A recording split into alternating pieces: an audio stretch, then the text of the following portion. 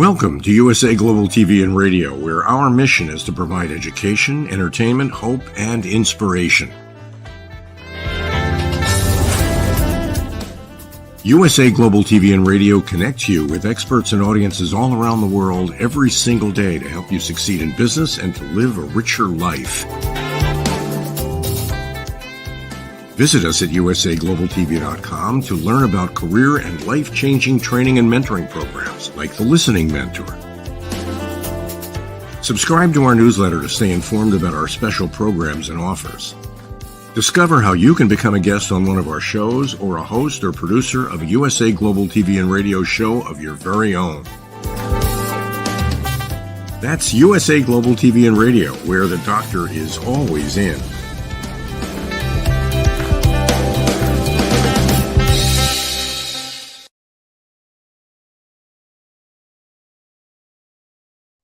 Good morning, good afternoon, good evening, and welcome home to USA Global TV and Radio, where we provide world-class education, entertainment, hope, and inspiration. I'm Dr. Jacalyn Kerbeck, and our show today is Coexistence and Sustainability with Pet Psychic AMINAH. Our topic is window woes and avian perils, how to be proactive. And of course, we're going to be talking about how to stop, maybe, I don't know, we'll find out, but birds from crashing into our windows. Joining me is the star of our show and our expert. It's Pet Psychic AMINAH. Hello. Yay. Yay. This is the easy way when you're supposed to be really quiet, and for some of us who have no cartilage, it's just like, oh, there you go.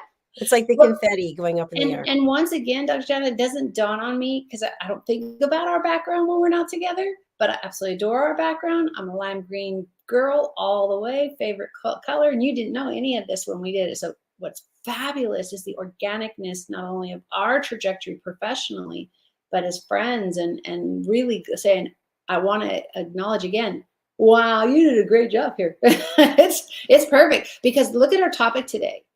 Yes, when we were first working together, I felt like the fast slideshow thing to get people to see what we're talking about. But I'm going to talk to you today with our building behind us, our digital building, and look at if you look just off this side, ooh, I can do it. See that mark? Something in that office shows or is close to it. And then you've got black lines everywhere. So what this tells the bird population is, I am not air. I am not a hole in a rock. Or if you look above, ooh, look at me hitting 1,000 here. This opening in the tree says, oh yeah, you could just fly through here, because the assumption, remember, assumptions are bad.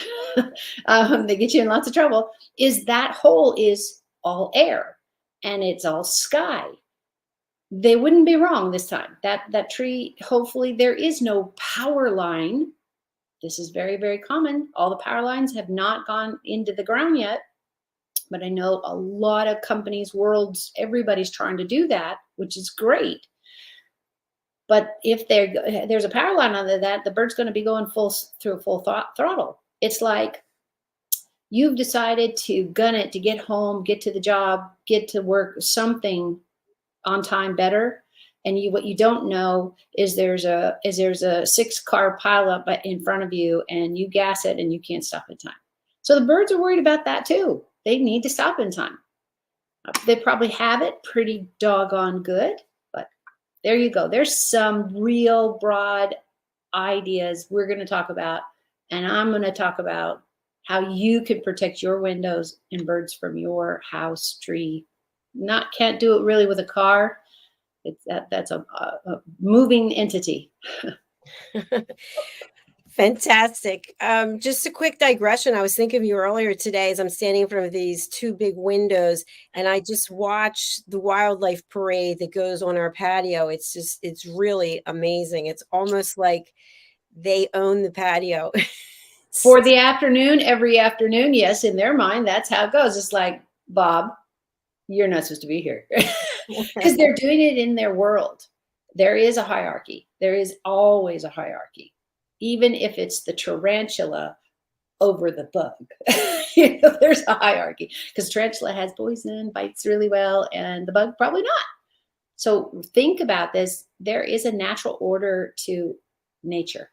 And I don't mean just plants or just animals. It's all regulated. Certain plants need a lot of water. Certain plants need a little bit of water. Certain plants need soil that is darker than the sand it's in. Everything is important. Birds, what people are not finding out about and we're not talking about enough is the birds are literally breaking their neck.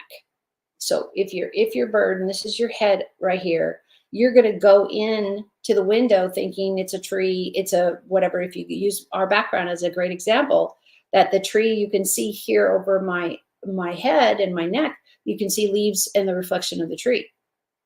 So in the world of birds, that tree has a branch. So let's do this.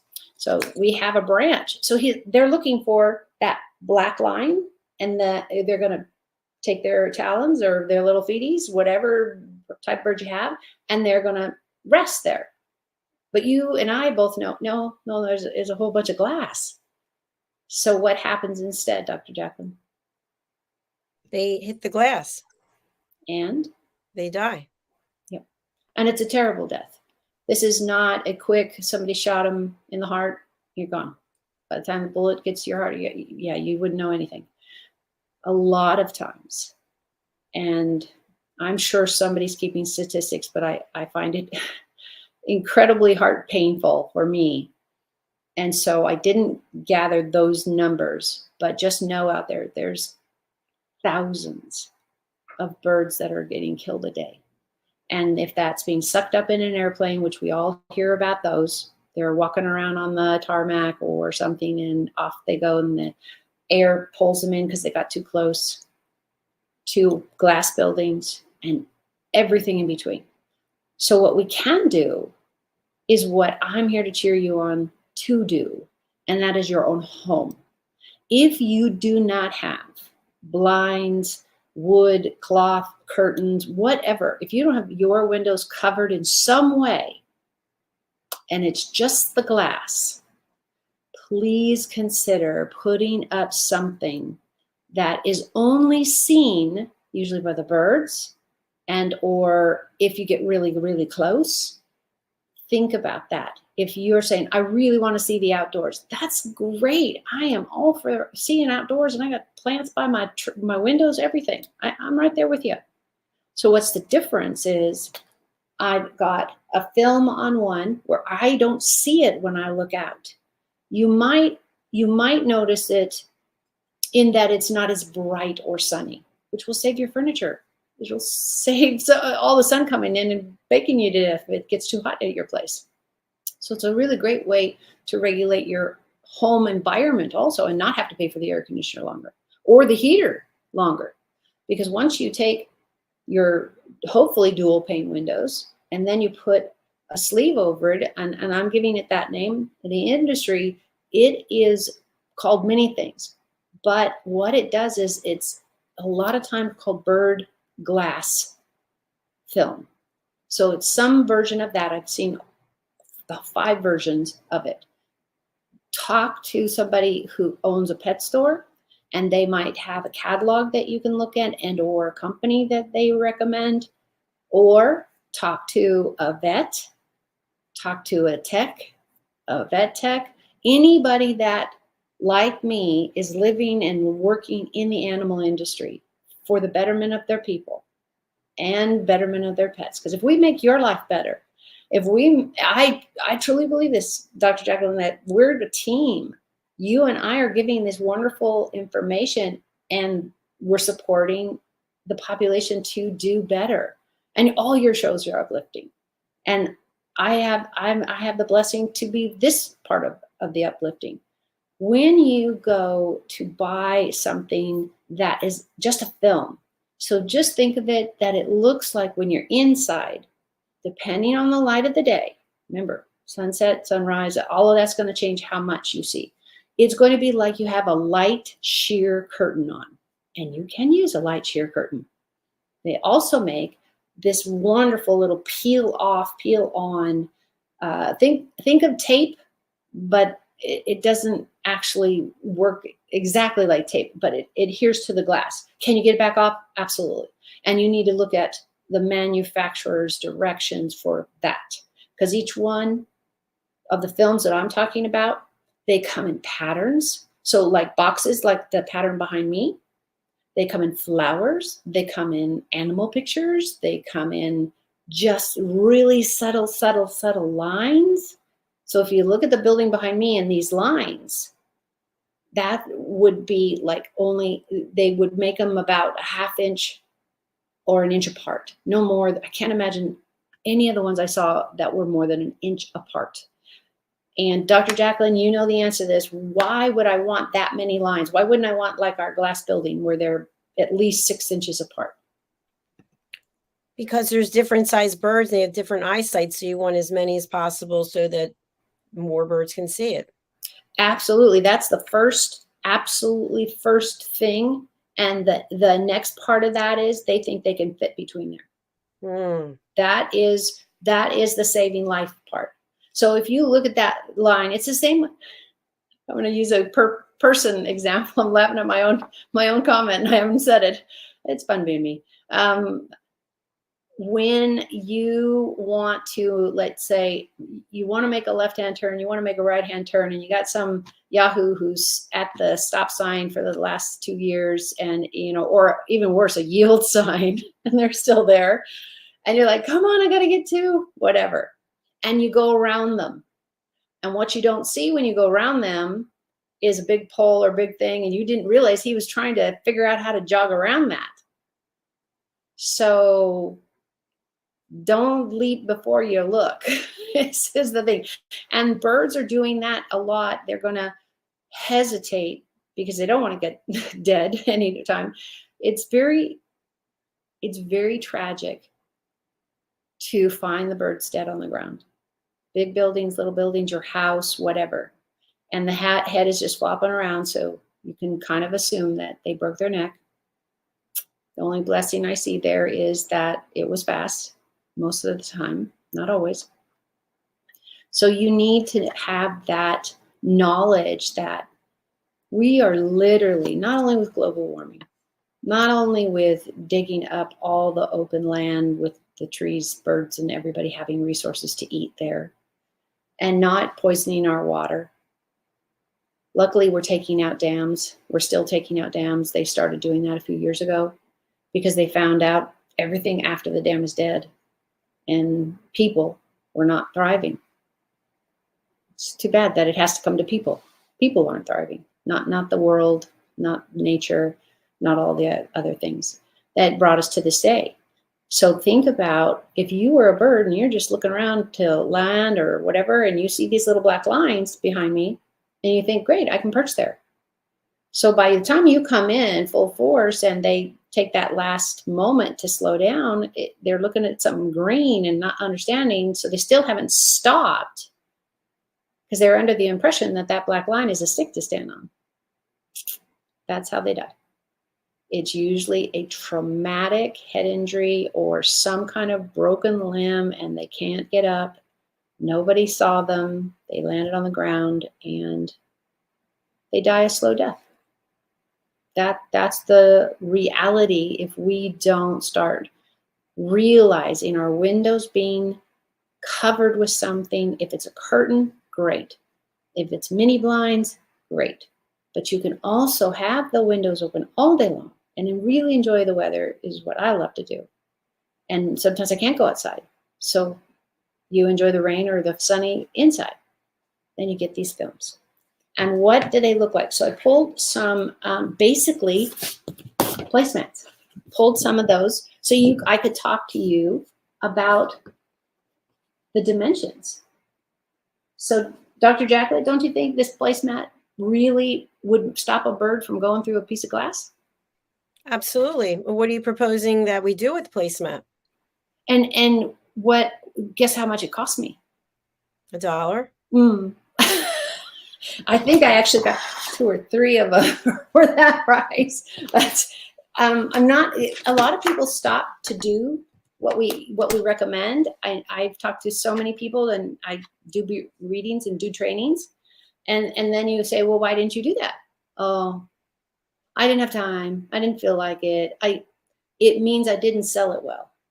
Okay, I got to be, what is that, snake oil salesman? Everybody bought from him, right? Isn't that the history of our, think so, our life? yes. I had never thought of that before. Yeah, this is a fun night, fun day.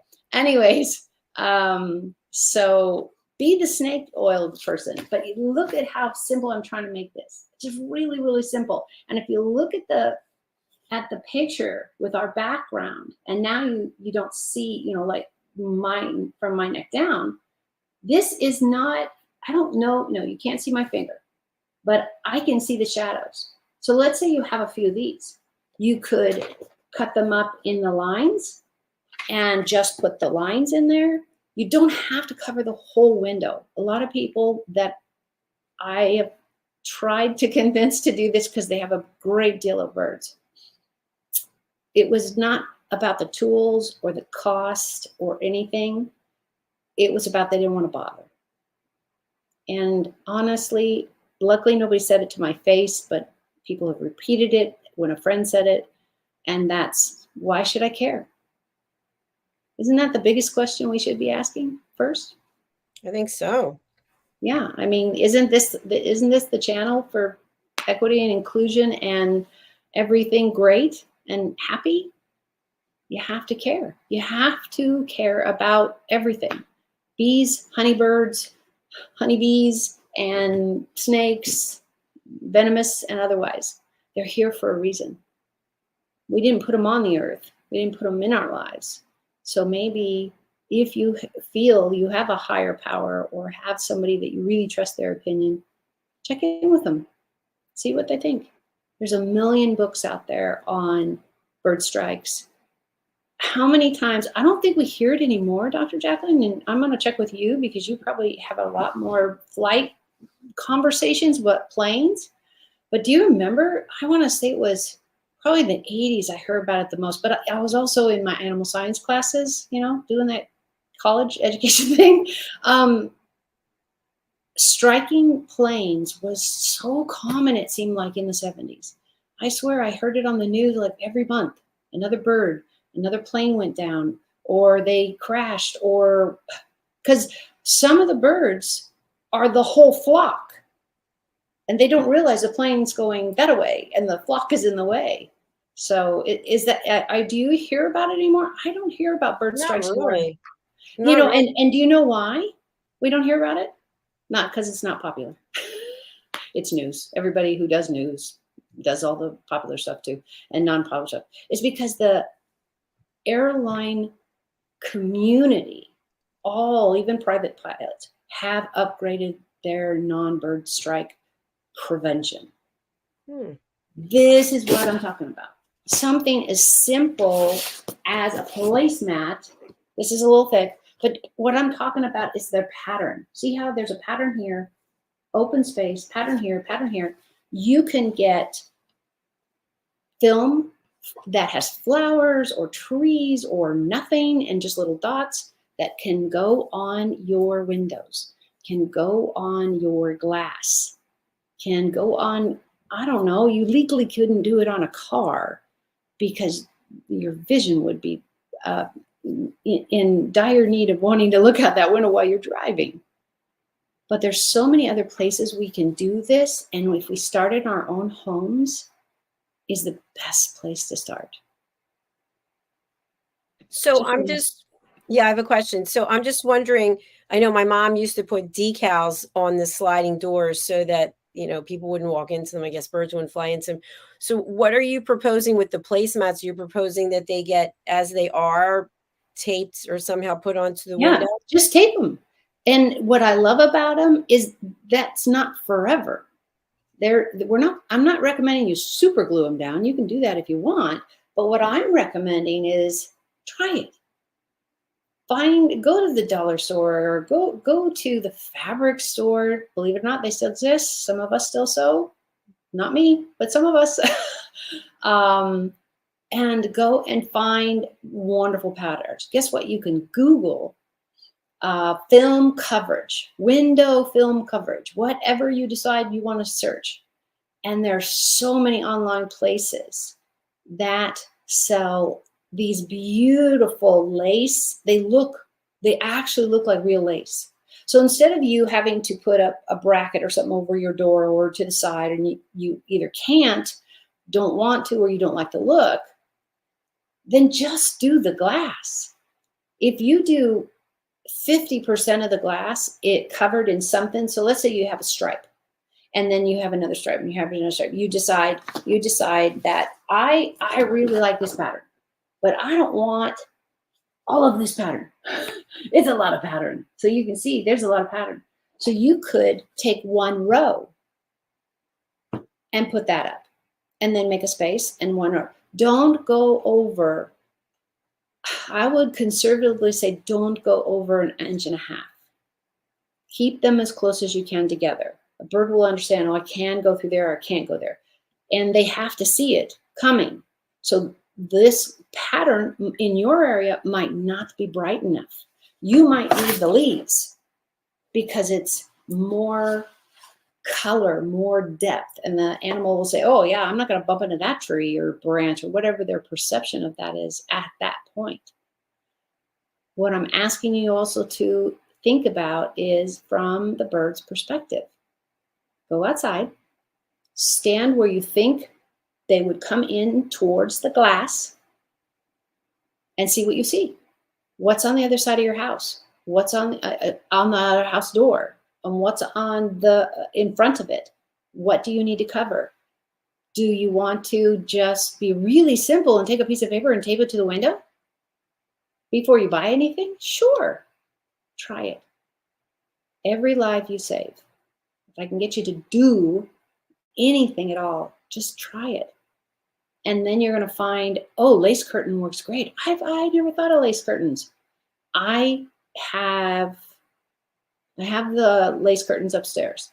So what I mean by it, the pattern is so open that it looks like a piece of lace, but it's actually just a white, almost a clear curtain. So we would call it a sheer, something that like a lot of people put on the closest side of their their window, and then they put a darker solid piece, like the two placemats I'm trying to use as our little tutorial. So if you look, and Dr. Jacalyn, you can see this, right? The pattern you can see Yes. through this one, right? Yes. So that's exactly what I'm talking about. You can put lace, you can put a placemat, and maybe you get a placemat that's a solid color and not a pattern at all.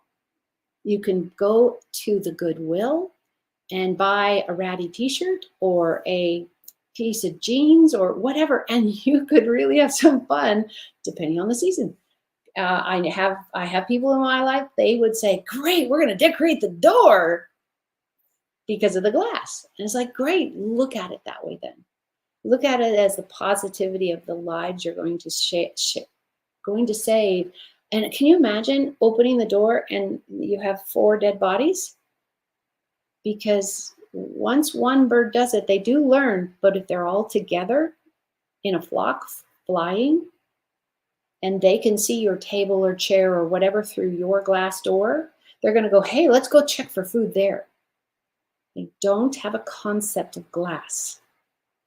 What they will have a concept of, not enough to save enough lives, is last time we came to this opening, they don't have the vocabulary for door, Bob died.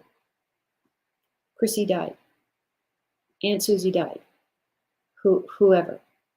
And those would be like their bird family names or whatever I'm giving to give you an example. That it's got to be something you're doing that can be as simple as some lace. And they make curtains in lace. I did that all the time because I love the sun coming in and I have plants in the house. And a lot of them are right there by the window. So I went to lace. I went to the fabric store, bought some, sewed up the seams. If you can't do that, great. Just cut it into the shape and size you need. Hang it on a curtain rod. And all you have to do is put the hooks into the wall or into the area to hang the curtain rod. That's it. You can do the mats. You can make up your own. And you could have a great time if the window that you're the most concerned about is facing a neighbor. Can you imagine the most hilarity of the messages you could put up? I want this to be fun. I want you to want to do it for whatever creative reasons, because I want the bottom line to be lives were saved. And that's what we're doing, trying to help you learn how to save some birds' lives and do it simply. And AMINAH, for anyone who happens to see a bird crash into a window, if they feel so inclined, can they try to help the bird or take the bird to a vet, or what do you suggest? It needs to go to a vet and or a sanctuary. And they're all in the book. They're all in that yellow page book that is now digital.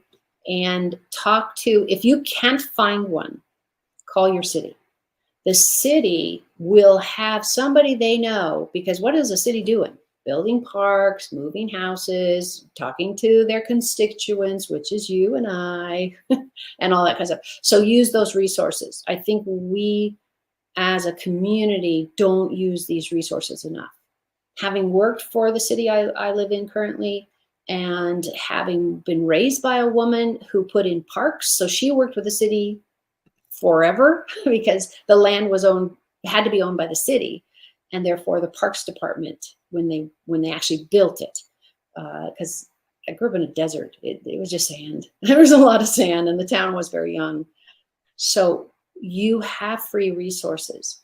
Call your city hall. Call anybody in City Hall if they, if even the janitor probably can tell you where it is, probably better, because they know the whole place so much better. Somebody who is actually, working in all the departments. But call your local government and find out, especially if I can get you passionate about all these deaths. We've got global warming, so we don't have enough food. We have all of the climate change, and we don't have enough water. Our native way of living is in dire straits. I can't stress that enough. But it's never too late to intervene and participate. And that's what I'm asking, is to think of something that is doable for you, sustainable for you. And if anything, you can put the film or a curtain or whatever on your window so the birds go, oh yeah, remember that doesn't work. Because they don't need to watch 3 of their friends die from hitting the glass. And then they see a table on the other side and go, oh no, it must be different. I'm not there when the bird has that thought. So that's the guess I'm going with, that why else fly into a window? Because they don't see glass. Yeah, but it's always been there. They don't see glass. If they see food or they see safety, let's say it's bad weather or they're being stalked by a bigger bird, I think we would all run into the burning building. If a man, woman, child, I hope not child, but that's bad use, somebody is chasing you with a machete. I don't want you. I'm probably going to go into that haunted house because that knife looks worse and painful.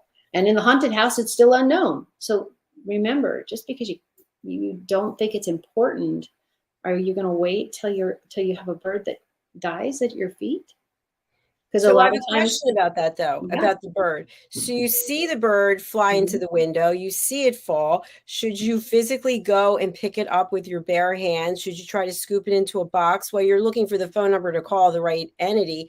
Yeah. How do you actually handle the bird itself? Thank you. Absolutely vital. I would have kicked myself all week for not bringing it. That's why we are such a great team.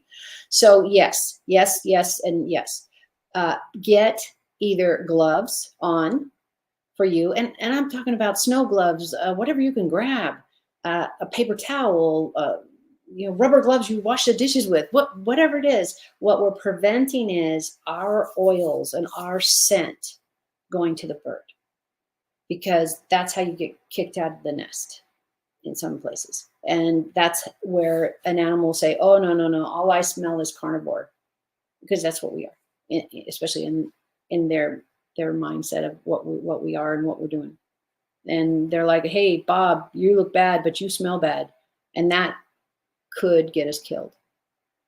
So if they're avoiding the humans, the dogs, and anybody else that can bite and hurt and kill us, and there's tons, humanity decimates wildlife on a moment by moment basis, not just car accidents. We're bulldozing over their habitats and we're taking their food sources. So you've got the bird, it's fallen, it needs help. Handle it with your direct hands at 0 if you can. If you can. I don't know if you're going to find this animal in the middle of the driveway of your neighbor's house and you haven't got a stick of anything but your blouse and your jeans on. If you were wearing a sock, I'd say go for it. Put the sock on your hand, have the animal, maybe you can reverse pull the sock and give a little support to the bird until you get it to the right person, sanctuary and or lost and found. The pounds and the places that do rescue and release and all that kind of stuff, you need to find somebody that can lead you to that. If you're not happy with the call you made, call the next one. But the police station should have a list of phone numbers. The rescues should have a list of phone numbers of rehabilitators and that can take the animal in. And you always feel free to take a picture of the bird. You do not need to know what kind of bird it is. That's a crow, that's a hawk, that's a pigeon, that's a bird that should not be here. You find a parakeet somewhere, that came from somewhere else. But we don't want it to be wild. Dr. Jacalyn, if I went to the pet store and I decided to adopt a parakeet, it's very common. They still have lots, right? I read about they're still doing tons of birthings and having birds. You know, these beautiful birds, and the parakeets are really great for small families and children. So if your parakeet gets lost, are you just going to leave them out there to fend for themselves? No. But also where I'm heading this is we don't want them breeding. In Florida, this is a huge problem with iguanas and people just throwing them out on the green, which is literally a golf course, people. There's not a lot of grass to eat because they don't grow it a lot tall enough. So whatever your animal is, you need to know what habitat and lifespan and all of these things and what injures them. And hitting the glass is a really big part of that. But it's also you need to have that care plan and you need the long-term and the short-term plan of what you're going to do. Because all animals, if you decide you want an iguana, absolutely terrific. Probably not a good idea to run around in your neighbor's yard without a leash. Because I know they have leashes. I've seen them, the little hardlers and the whole thing. But nobody wants that. Because they're eating all the bugs. They're eating your flowers. They're driving your neighbors crazy because they look like dinosaurs, and they're tiny ones in the bathroom all over the place. Thank you. And now you have to remind me, is this the squishy, birdy, gooey bathroom or the closer to the pet solid? They're solid except if they're going number 1 and then it's, Yeah, no, number 1 is like urination. Right. So that's the liquid part. But is it really acidic? Does it eat up your guys'? I mean, I could see it outside right now. It's solid. Enjoying the real thing. So, yeah, that's something I think also for another program. But I know we talk about coexistence and sustainability and how important it is. And I think there's also an issue when you have a home and the wildlife is overtaking it. And that can be an issue because it's causing damage to your plants, to your landscaping, to your roof, to your house, to your walls, to your siding, to whatever it is. Yep. And add to that the community probably hates you because, think about there's your house and you've got every 100 movies with a picture of this and they've got the birds here and the iguanas here and the horses here. And you're like, dude, you're not living in the middle of a rural area. Right. Where I had my horse at a ranch, that would have been appropriate. Go ahead, knock yourself out. That's what we do. But not in a residential area. not in a senior zone area, unless you were given, the size of the dining room tables for bunnies. I don't know. It's got to be appropriate for where you're at. And if you don't know and people don't know, rabbits are wonderful, but they get dropped and it ends up getting their legs broken or their back broken because you got a bunny for a 5-year-old. You're not capable of that agility when the rabbit goes, yay, I'm out of here. And then you got the scratches and the bites.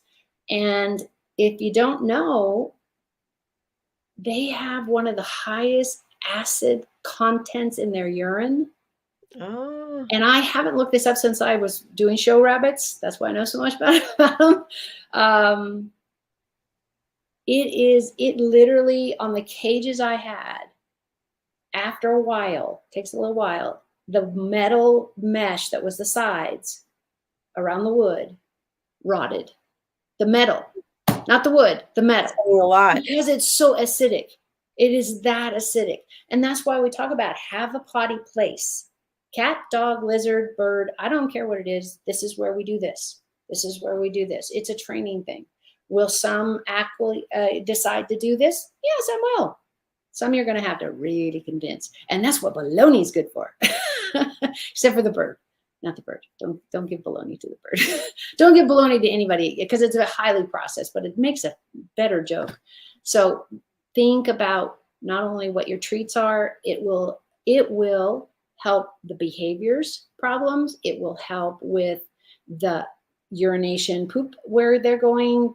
I don't know about you, but I would much rather get cat poop than cat pee when I have, because I have 3 litter boxes because we have a big house. But one I'm not responsible for. That's my daughter's. But I clean them 2 times a day because I don't want my cats walking in it. And then we don't even wear shoes in our house. What would we? I'm not wearing shoes either. I know. But think about that cleanliness and that they're licking it off and it's all over your home and people wonder why they're getting sick. Eventually, it's not healthy. Even if you never get sick, I can hear one of you saying, "Oh, this isn't helpful because I never get sick." At some point, we all get sick. Whatever triggers you, whatever triggers me, it's different. We're all individual. What I'd like to encourage everybody is to live better, to love better, to be better, whatever that means for your life. And these are the funny ways to do it. But please, let's all start, especially with this topic, with birds striking buildings constantly. We are literally losing so many birds. If you look at, I believe it was Chicago and New York, just had a huge conversation about the fact that their death ratio for wildlife, mostly the birds, but wildlife in general, is up by like 80% because they now have so many high rises, like over 20 stories. It's not going to be survivable. We won't get to the end of our natural lives if we don't work together. And when these buildings are built, and now, it is still possible to put a film on and still get the enjoyment of the sun all day or the lighting that you don't have to put on the electric lights at the office. There are so many ways to cover a window that is not like a curtain where you can't see outside at all. And they make plenty of curtains that are see-through. And now the bird industry and the preservation movement and all of that is really getting people to ask for bird safety, ... bird safety windows, bird safety garages, bird safety, whatever. It's out there. You just have to be creative enough to ask. And I would start personally with somebody who has birds. I currently don't have any birds. I haven't had them for some time. My son Conyer was years and years and years ago. But talk to somebody that has a dog. If you want to know what the best dog toy, ask the pet owner that you really like who plays with their dog. Don't ask the bad one that never gets any toys or doesn't pick up their poop. Just don't get advice from people who can't even do the basics. Exactly. Great point. Look to people who are doing things the way that you want that they should be done or that you admire and ask them. and you've given so much wonderful content for people just joining us. We were talking about window woes and birds flying into windows, and Pet Psychic AMINAH gave a lot of great information. Please do go check out the beginning of the show as well as the rest of the shows over on our YouTube channel, where we just crossed over 1 million views a week ago. So we are well past that. What's the best way for people to contact you, the Pet Psychic AMINAH? Do that. The best way to reach me is the website. Then you can see basically my resume, and you will have the link to the Facebook. I am only on LinkedIn and Facebook. I do not believe in spending too much time on all platforms, because I know the right people will find me. And that is Bridging Worlds with an S .us. So BRIDGINGWORLDS@gmail.com. Fantastic. Thank you so much for another fabulous show. We want to wish everyone a wonderful weekend. Find the joy in your heart, be kind to others, and remember that we have all kinds of education and information here for you. All you have to do is go over to our YouTube channel, USA Global TV and Radio, and you can find it there. All right, we're signing off for now. Enjoy your weekend, Pet Psychic AMINAH. Take care. Thank you. Bye, everyone. Bye. Bye, everyone. Look out for your birds.